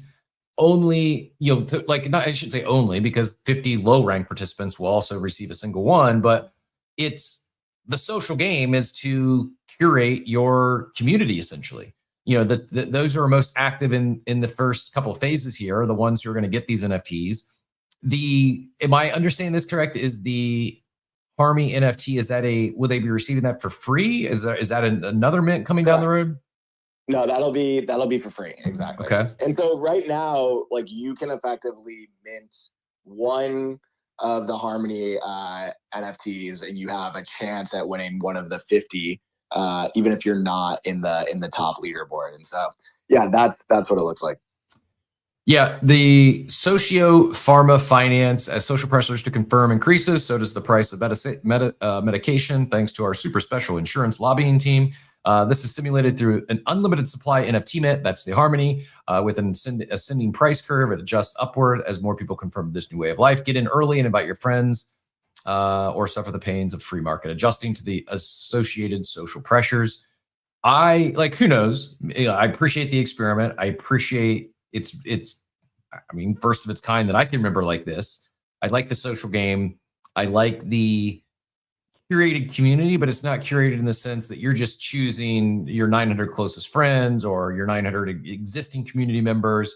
If you want to get one of these NFTs, the only way to get them is participate. Even if you get one of the 50 as a low ranked participant, you still got to participate. You still got to jump in. You still got to mint the Harmony. So yeah, props on the mechanics. More of this. I shared the other day, we were talking about normies, and it's like 10 different smart contracts to come together. It's just like all the, we talked about Pixel Pups, and it's got a whole, perp dex tie into it. Like a lot of these new NFTs that we see that are doing well, they're not just running, some software to spit out 10,000 PFP and the associated traits. They're doing different things. It's new experimentation. The technology we have today, not just with AI, but also on chain, it really is light years ahead of where things were in 21, 22. And I don't know, maybe it's just me. Maybe part of this, I don't want to say we're back when it comes to NFTs, because I don't want to mislead people or anyone to misconstrue that like we're the 2021, 2022 bull mania is back. That's not coming back. I think more so than we're back is I think we're entering phase 2 of NFT mints. And I think I don't expect there to be hundreds of mints a day, but I do think NFTs are really cool programmable technology. You can do a lot with it. And it's not just an access pass or, you can tie utility into these NFTs. Like we were talking about Tops and the tech mobile, NFTs fix the whole botted issue. Like if Tops was really leaning into NFTs, they wouldn't have issues. They could eliminate or nearly eliminate the issues with bots in getting these pre-sales or these, public sales when it comes to new, new boxes, new types of cards. There is a lot of opportunities still for new experiments. Case in point, what you're doing with this Harmony mint and these Harmies. This gets me excited.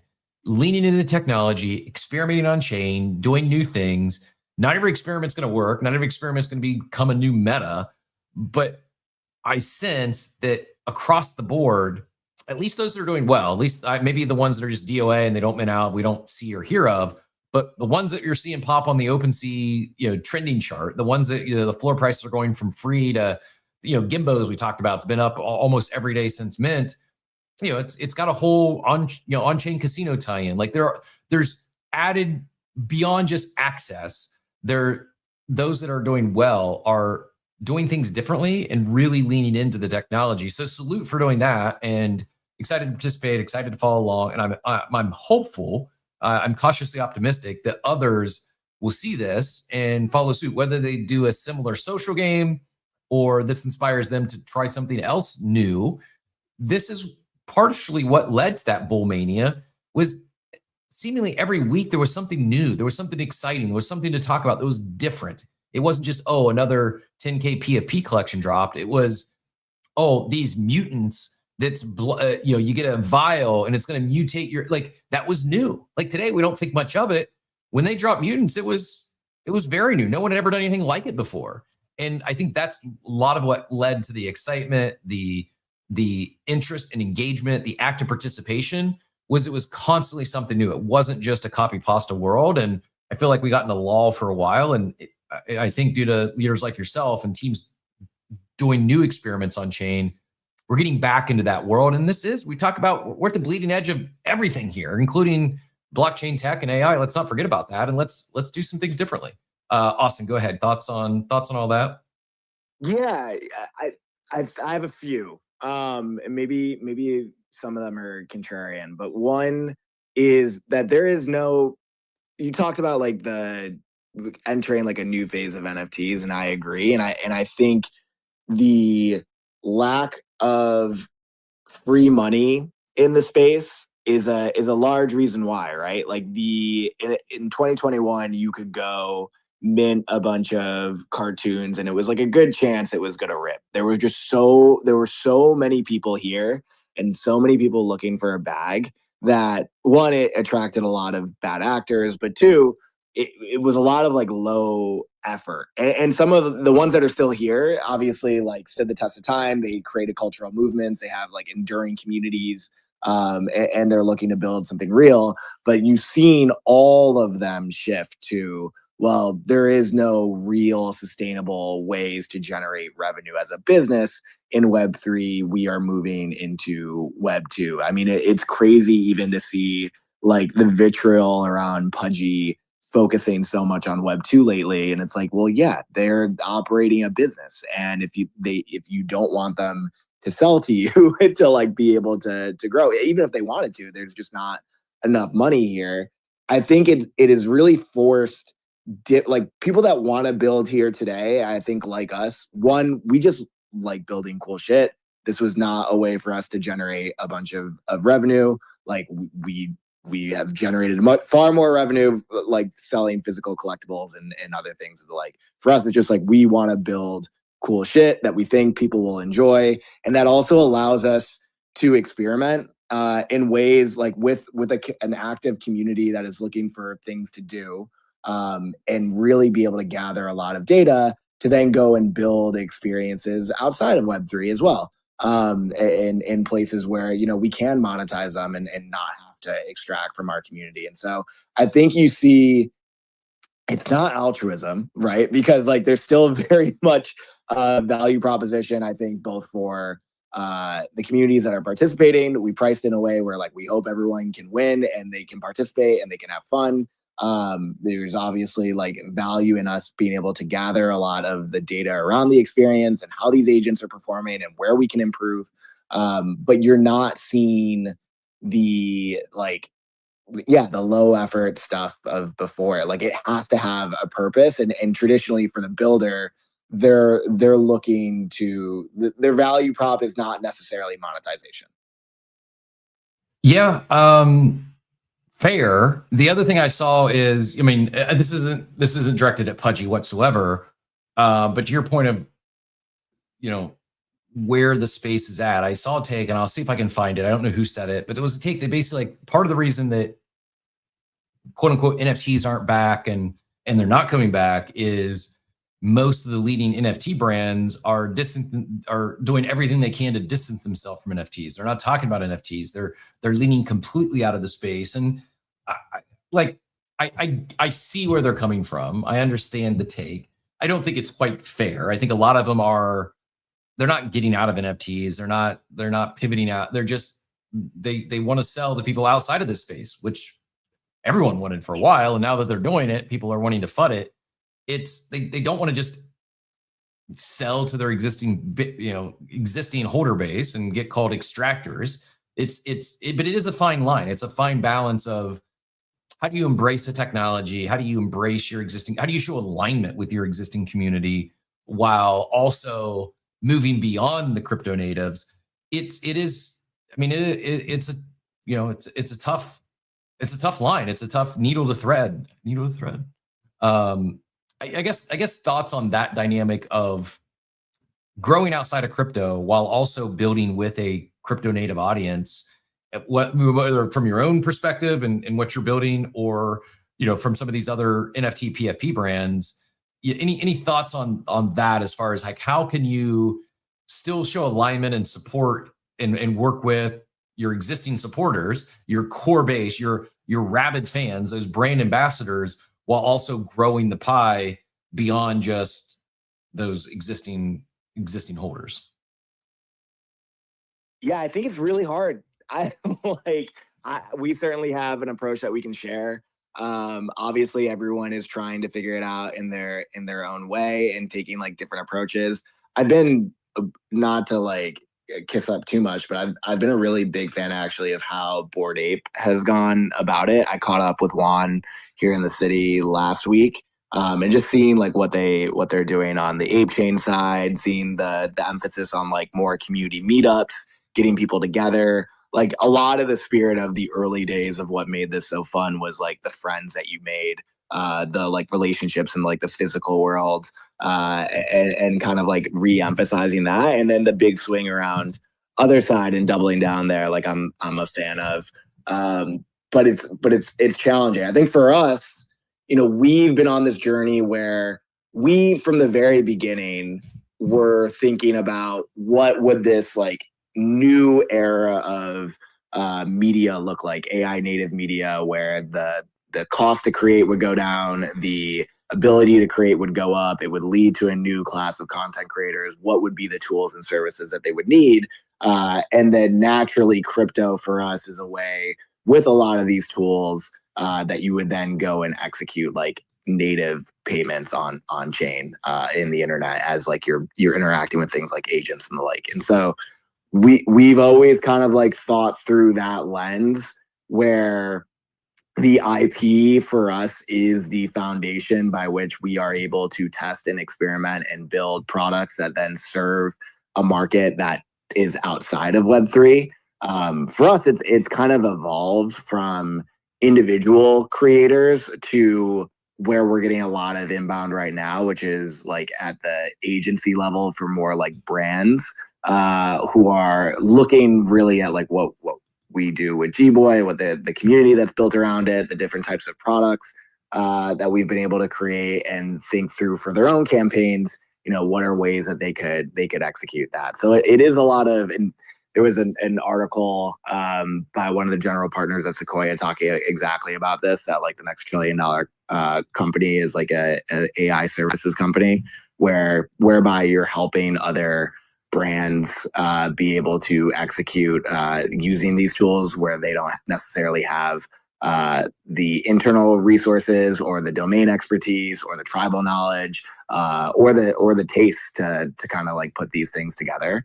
And so that for us has been exciting as a development, because it's also taken a lot of pressure off the business to need to monetize directly in Web3. We obviously we've been in the space for a while. We've been very cognizant of not ever wanting to feel like we are extracting in any way. It is why when even in doing a mint, it's less than a cup of coffee. Like we wanted everyone to be able to participate, to have fun. But we also know when people have a little bit of skin in the game, obviously they're more active. They can see more upside. These things have more value to them in the long run. So that's how we've tried to balance it. Like it's actually been really it's been a great blessing for us that we get to leverage and within our own business strategy double down on Gboy and Nuco, because it actually like grows the part of the business outside of that. How do you balance building AI services, AI products,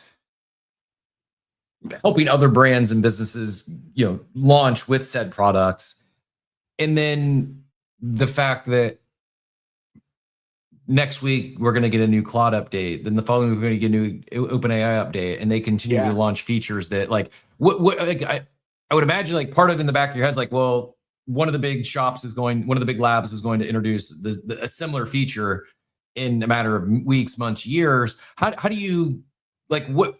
I don't want to use the word moat, but how do you defend against or differentiate from the major LLMs and them launching similar products either now or in the future?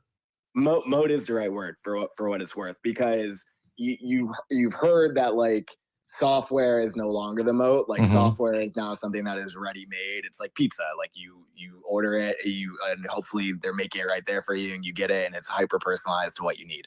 And this has been part of our journey to just be like very upfront. Like we started out wanting to make tools for creators and thinking about like operating systems and what they would need.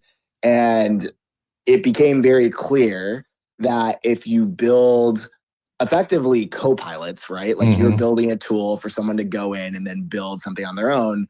What you are fighting against is the frontier models continually getting better and being able to have people stand that up over time on their own. Yep. That is a very like slippery slope. I mean, you literally saw it feels like every week there is like managed agents just came out. It's like, oh, well, that just killed a whole nother sector of startups that were like trying to build managed agents or like deployed agents for you. Well, the route that we have taken is the services side, which is not to ship the tool, but rather to use the tools to deliver an outcome. And so you very much focus on like what is the tangible output. For some, that may be I want a series of generated assets. For others, it might be I want my own fine-tuned like models that sit on top of the frontier models, and so I can get like character consistency. For some, it looks like go to market of like, okay, we know all of these things, but like how do we actually put them together? And a lot of it is like there's still just a ton of domain expertise, even if the tools are getting better and better and better. It's a callback to how we started this conversation, right? Like we are so terminally online. It is our jobs to play around with these things every single hour of every day. 99% of people like barely know what Claude is. Like they definitely don't know what skills are. They hardly have heard of agents. They don't know how do these things connect. And even if they do, like the frameworks that they have, the mental models that they have to build with are very frail. And obviously like those are things that need to continually update. So part of the collaboration is that like we are paid to be up to date on how to use these things, on how to combine them to get the best outcome, on how to think about how your workflows need to continually update to match, what the tools are doing. Like how you worked with even just like a frontier model a few months ago and what you would put into the context, what you would put into its Claude MD file, how you would think about combining these tools together, how you would think about MCP versus CLI, like all of that shit changes constantly. And so part of what you get in a collaboration is that like we are up to date on it and we help deliver an outcome that makes sense for where the market is today. Yeah, you got me thinking like as we lean more and more into AI and what AI agents can do, it's almost in a weird way creating more dependency on humans, skilled humans, experienced humans that know how to talk with these things, that know how to get what you're looking to get. Like first it was like, oh, prompt engineering is going to be a thing, and it's still the thing, but it's so much more than just knowing what to type into a chatbot to get the result or the answer that you want. I was listening to I didn't catch the whole show, but I popped in and caught a little bit of TBPN yesterday. Who, this is the show that just sold to OpenAI for presumably north of $100 million. And I was they were doing like a quick like pitch thing. They had a lot of companies coming on and like they'd have like, I don't know, 10, 15 minutes to talk about what they're building and essentially pitch it. I was blown away that I want to say the majority, it might have been every single one of them was some form of AI agent and a business built around an AI agent or AI agents. And not just, these weren't just like bootstrap startups. Most of them had been funded like 8 figures of funding. And I was blown away that like, I was asking like same question I was asking you, I was asking myself yesterday is like, how are, here's an example of one. And I don't mean to show this, I guess maybe indirectly might be viewed as somewhat of a competitor, but I guess if so, you can take, you can feel good about the fact they just raised $72 million from Sequoia. They hit 8 figures in annual reoccurring revenue. And it was basically an AI agent for go-to-market teams. It says they can create anything customer facing in minutes. I'm like, that's cool. But what makes this different than what I get out of box with Cowork or, any of the, out of box LLMs, what they're doing already today. This is one of the partners at Sequoia who's post I have pulled up here, who quote tweeted Jaleel is one of the founders there. He says, what if your sales and marketing team never had to wait on design, content, or ops again? The new Mutiny Corp is an AI agent built to eliminate those dependencies, turning ideas into polished, personalized assets in minutes. It's not just faster, it's changing how teams win deals. Whether it's a go-to-market or it's a CRM, my brain still goes back to like, well, couldn't they just do that out of box? And while maybe it's possible, I think where at the end of the day, it's that individual or that corporation might spend the next month or months fine-tuning a model, learning what exactly they want, building the agent, and then it's still not going to be as good as what a subject matter expert's already built. So I don't know if you'd ever seen that or heard of Mutiny or just have thoughts on, like, are you shocked to see so many of these AI agent businesses getting the funding they're getting today? Or do you think, oh no, there's going to be a lot more of this? This is where the world's heading. Yeah, I think there's going to be a lot more of it. If you go to the Claude's announcement around managed agents, and in their replies, they posted as a thread, and they were like, here are the companies that are currently using managed agents. And it's like Notion and Asana and a few others that have built either internal tooling or executed external agents for their customers. There's a real value in if you can rely on the model for the brain, and what you're building is the orchestration of how the brain should operate, what it should look at, and fine-tuning that. The large language models are always going to be general purpose in the sense of just they're trained on everything, right? And so if you want to be able to execute a very deterministic outcome, an LLM is usually not the right way to do that, right? Because you could ask it the same thing 5 times, it will give you roughly the right same answer, but it will change it slightly in how it gets there every single time. Part of the value of creating your own managed agent is that you can use the brain for non-deterministic things, but then you have a way of kind of steering the ship based on how you plan on using it within your own workspace or your own business. So I do expect more of that. I heard a lot of people saying managed agents for Claude in particular was their AWS moment. That should scare the fuck out of people. Not to be doomerism, but Opus 4.6 already is the most expensive closed source model. That's $5 million or $5 per input token, million input tokens. That's not a tenable. That's just that's so much in inference to try to operate a business. And so I saw that and immediately was okay, for enterprise, that's a great solution, right? And Dario has been really clear of just we are an enterprise company. It's why they shut off OpenClaw. It's why they removed, the ability to auth-in. It's why they've removed or shut down their max limits to make them basically unusable for power users and forcing you to use the API. Like it is not a consumer like retail product anymore.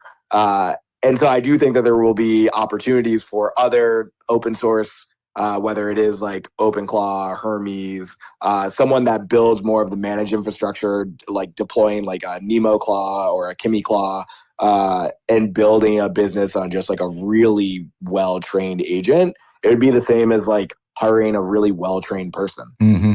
Yeah, well said. So I guess, and if I,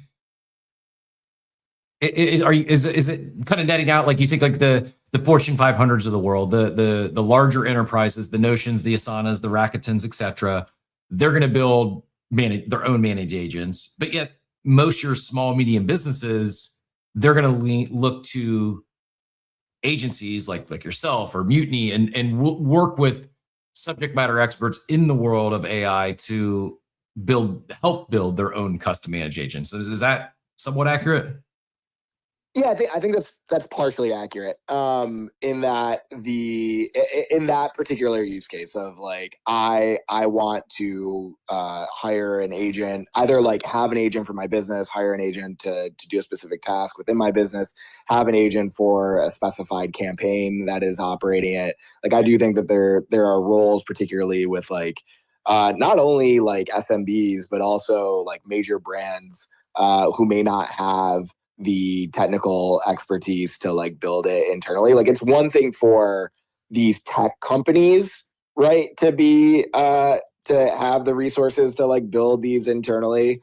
It's another for even just like major consumer brands that are like focused on selling like consumer packaged goods versus selling like software. Their look of priorities may be a little different. But I think largely there is going to continue to be, as these models get better, as their capabilities get stronger, there is still going to be opportunities to then translate that into meaningful outcomes for people who do not want to have to build the thing on their own. Like ready-made software sounds exciting to like made to order software sounds exciting to us because we're like, again, like on the bleeding edge. We like doing all this shit. Like it's fun, right? But a lot of people just want the thing. Mm-hmm. They just want the outcome. And so if you can find a way of packaging that outcome for them and delivering it in a way that also comes with your taste, your perspective on the world, your domain knowledge, the things that the model does not have access to, that is, I think, a very like strong value proposition for a lot of brands. I agree. I've come full circle on it. Whereas if you would have told me that building an AI agent is a profitable, fundable business venture a few months ago, I'm like, no, it's not. Like the big labs are just going to build their own. Like it's only a matter of time. And the more I think about it, and the more we see stuff, and the more you see these other raises, like, oh no, this is it. Like this is a new industry just in itself. Is building these custom agents and working with these labs, but yet not just out of box. They're not specialists, and there's a lot of value in in the specialists of the world. It's like even like Notion, for instance. I played around with the Notion agent and it's cool, but it's just too expensive. Like I don't like for what I would use it for, what I need it for. It just doesn't make business sense. Not for me. Maybe for an enterprise it does, but not for me. Now, I'm like, I would say I'm like in between. I'm definitely not as deep. I'm definitely not as big brain as yourself and your team is when it comes to the world of AI and all that's being built and actively building with this stuff.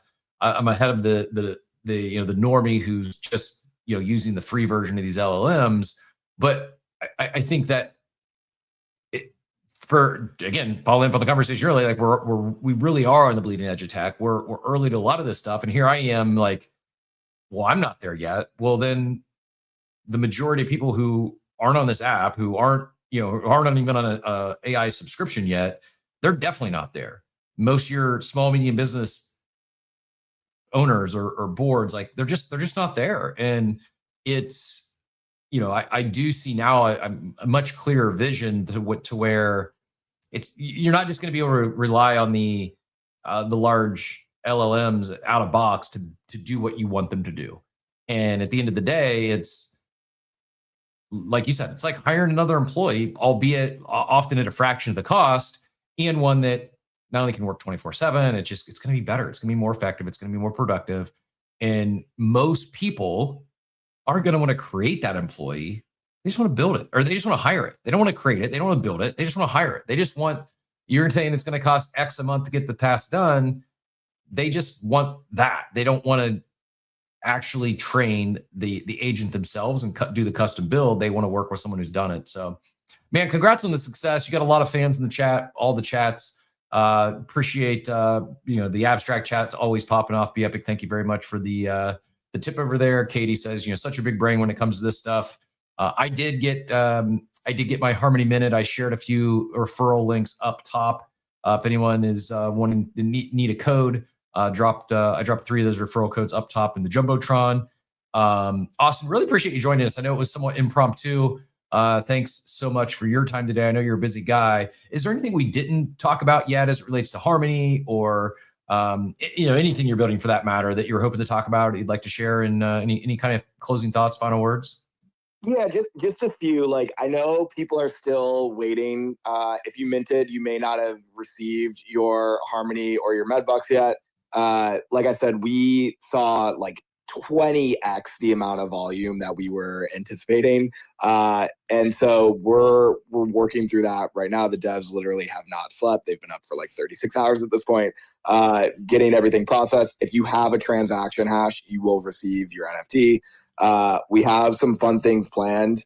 We're going to have an update around the next phase coming up today of what that looks like, because we anticipate having like another really big oh fuck kind of amount of volume coming. And so we want to make sure that we're like really good and that everyone has like a great experience for that. So we'll share more details around that.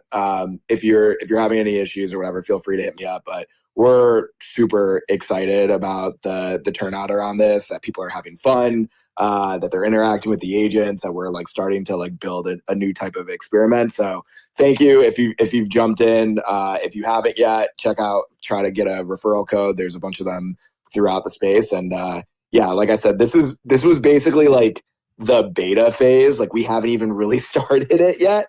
So we'll have more coming up on that soon. Awesome. Very cool. And I do, for what it's worth, I love the art. It's fun. It's cute. It's you've done well with the IP, and excited to see these 1,500 Harmies hit the timeline at some point in the near future. But truly, thanks so much for joining us today.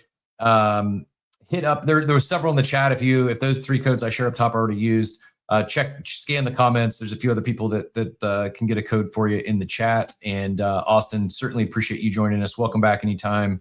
And good luck with everything. Thanks for experimenting. Thanks for doing new things. Thanks for bringing some of the fun back and the experimentation back. And I, for one, I'm excited. And Tojo, I saw it tried to come up on stage earlier. Maybe it was a mistake. Didn't mean to hit the button, or maybe it was the X issues. But I love that not everyone, it doesn't click right away for everyone, myself included. Like, you need to think, you actually need to read the stuff and understand, like, this is different mechanics. This is a different thing. It's not just the same old click, mint, and then reveal one of 10,000 NFTs.